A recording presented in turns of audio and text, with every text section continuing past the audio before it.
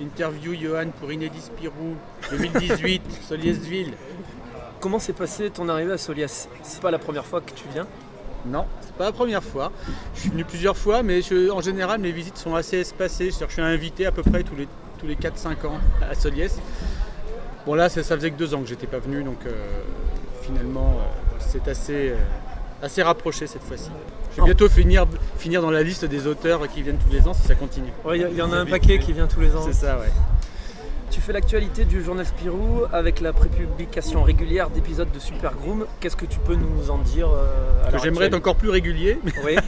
Il y a une moyenne d'un par mois à peu près là en ce moment. Ouais, mais là je suis en retard sur le prochain épisode. C'est un peu dramatique. Les vacances, c'est un peu la mort de la régularité. Parce que les vacances, les enfants, j'ai fait des travaux pour aménager mon nouvel atelier. J'ai déménagé il n'y a pas longtemps, je suis maintenant à la campagne. C'est toujours près de Nantes. Ouais, à une demi-heure de Nantes. Et j'ai des dépendances, j'ai des anciennes étables, hein, c'est pas un truc de ouf. Mais du coup, il fallait retaper tout ça pour pouvoir que je fasse un atelier intéressant dedans. Du coup, là, je vais avoir un truc à peu près 40 mètres carrés. Mais on a beaucoup travaillé cet été, ma femme et puis la famille qui ont fait. Vous allez tout savoir sur moi. Vous en pourrez plus à la fin. qui m'ont installé tout ça, puis moi je suis en train d'emménager tout ça. Et du coup sur Super Groom. Ah bah alors c'est ça, ouais. Super Groom. C'était quoi Allez, Super Groom. C'était quoi déjà la question? Comment qu'est-ce que tu peux nous dire de manière générale sur Super Groom? Alors Super Groom à la base c'est parti d'une idée très très très très bête.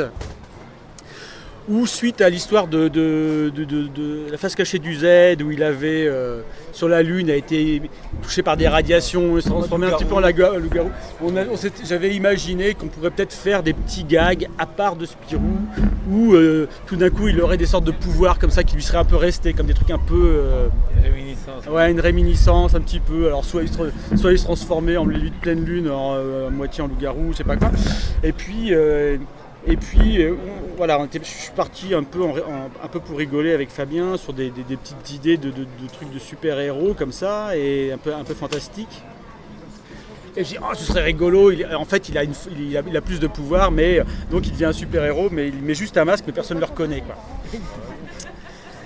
Et Fabien, c'est ça, voilà. Et Fabien avait super drôle.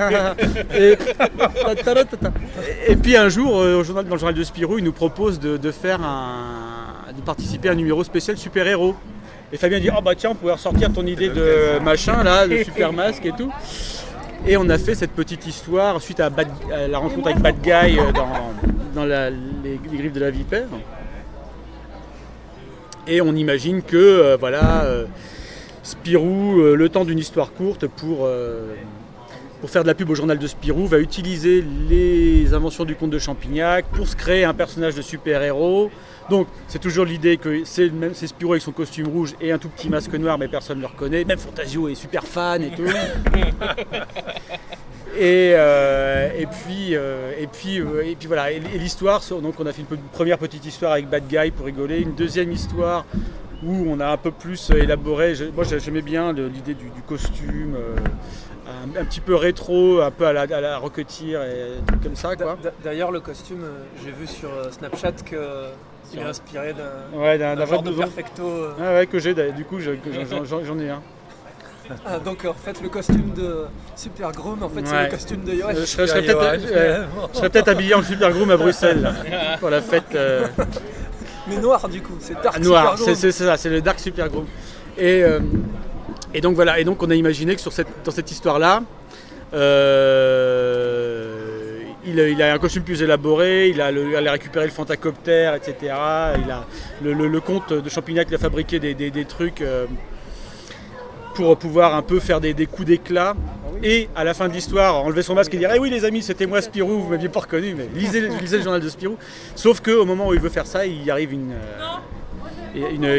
bêtise, il peut pas révéler son identité parce que il s'est grillé, quoi. Donc il est obligé de rester anonyme. Cette histoire-là devait juste être une histoire courte, pour un numéro exceptionnel, juste.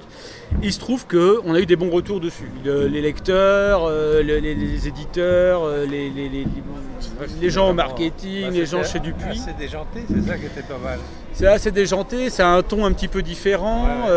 Et puis voilà, en fait, chez Dupuis, ce qui s'est passé, c'est que les éditeurs se sont dit, bon sang, mais ce truc-là, c'est peut-être ça qui parle le plus aux enfants. On a le problème avec Spirou et Fantasio, que c'est une série qui a 80 ans, et malgré les efforts qu'on fait de maintenir le personnage à notre époque, etc., on a du mal à renouveler le public et à toucher les enfants. Alors, peut-être qu'il y a un problème, que les enfants lisent moins, que c'est compliqué, mais en tout cas, on sent que Spirou, c'est un personnage qui est moins attrayant pour les gamins, parce que le côté boy scout, bonnes actions, machin, tout ça, c'est peut-être des valeurs qui...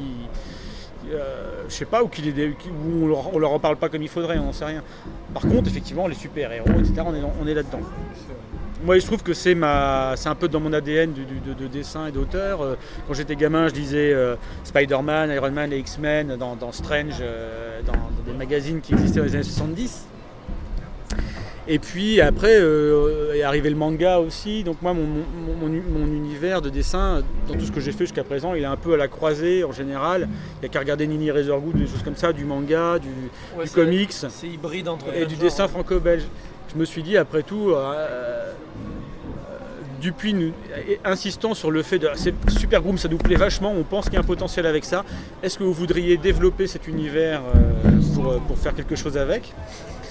Moi je me suis dit ouais super, pourquoi pas, et Fabien a suivi dans l'enthousiasme, quoi, a dit bah oui, bien oui, allons-y. Donc c'est plutôt une demande de l'éditeur, c'est une à demande... laquelle toi tu étais déjà favorable au départ. Ouais, voilà, c'est une demande de l'éditeur. Aussi, je crois qu'il s'y prête quand même. C'est-à-dire qu'entre-temps, entre les petites histoires courtes et puis Super Groom qu'on fait maintenant, j'ai fini les Captains aussi, donc je suis revenu à cette BD avec des super-héros un petit peu, avec des pouvoirs un peu idiots, un truc rigolo, avec une mise en scène un peu plus enlevée aussi. Et du coup, un dessin qui va bien avec. Ouais, un poil plus réaliste, mais quand même quand même caricatural. Et du coup, voilà, c'était pour moi, travailler sur Super Groom, c'était aussi un peu prolonger l'enthousiasme que j'avais sur les Captains.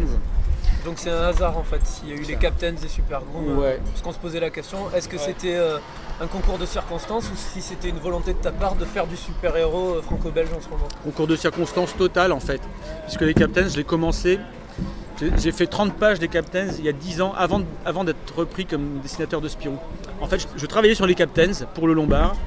Et un jour, Fabien Vellman m'appelle et me dit voilà, on reprend Spirou. Donc j'ai arrêté les Captains au bout de 35 pages. Et puis on a attaqué Spirou. Comme les Captains c'est au Lombard et que c'est le même groupe, c'est Média Participation, et que c'était pas un truc super attendu, au Lombard ils m'ont dit non mais il n'y a pas de problème, vas-y, fais Spirou, il n'y a aucun souci.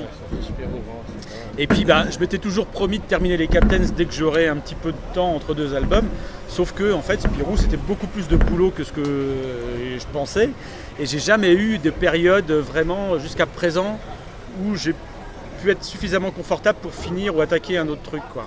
Donc a priori les Captains restera un one shot. Ouais. Est-ce qu'on peut imaginer, dans le cadre d'une animation du journal, un crossover entre les Captains et Super Groom ? Ça me semble compliqué parce que ça me semble... lui donner des idées quand même. Je suis là pour ça. Non, mais j'y ai pensé, hein, tu y penses bien. Mais ça me semble compliqué à faire parce que, déjà, l'album des Captains n'a pas fonctionné suffisamment pour qu'on fasse une suite. D'accord. Deuxièmement, malgré tout, c'est chez un autre éditeur, c'est le Lombard. Donc ça voudrait dire trouver des arrangements, nanana. C'est un petit peu compliqué. Mais ce serait fun à faire. Pour le coup, ce serait un truc marrant. Pour un spécial.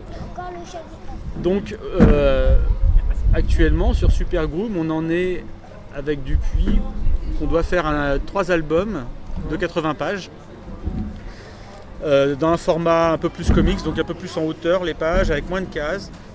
Ça sortira en souple ou Alors on n'a pas encore statué définitivement sur l'objet lui-même, sur la forme qu'il va avoir.